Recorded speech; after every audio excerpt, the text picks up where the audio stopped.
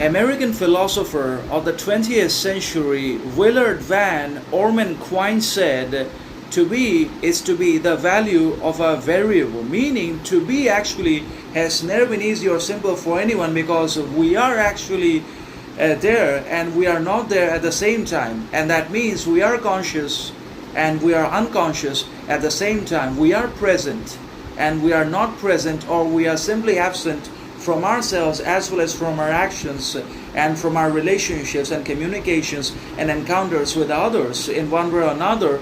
And all this happens simultaneously in the same frame and in the same sequence without our knowledge, consciousness, because obviously we are led and governed by the principles of ignorance, and we are not always so much aware or conscious that we will be able to detect all of our focus and concentration and attention and basically direct all of it not only for the production of healthy relationships and genuine connections and meaningful bonds, but also for the development and growth of moral qualities, virtues such as character, integrity, morality, alongside sovereignty, individuality, independence, and indifference of mind, soul, and heart, that provides us with an entirely different distinction that distinguishes us from the other people around ourselves in societies that may not necessarily have these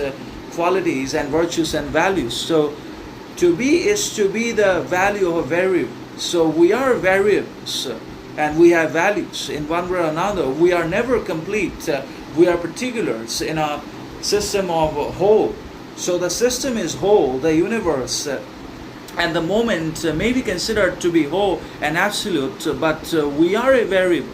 We have always been variables and particulars, and our knowledge, wisdom, and morality have also always been limited and statistical in one way or another because of our limited intelligence and finite character, because we are human beings and neither gods nor supernatural entities. So to be is to be the value of a variable. So when we are being, then we are actually being the value of a whole variable that we don't even always recognize it, but we are particular and limited and finite in different ways and in infinite manners.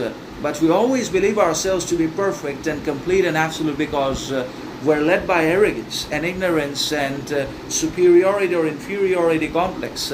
But in reality, we've always been incomplete and lacking knowledge, information,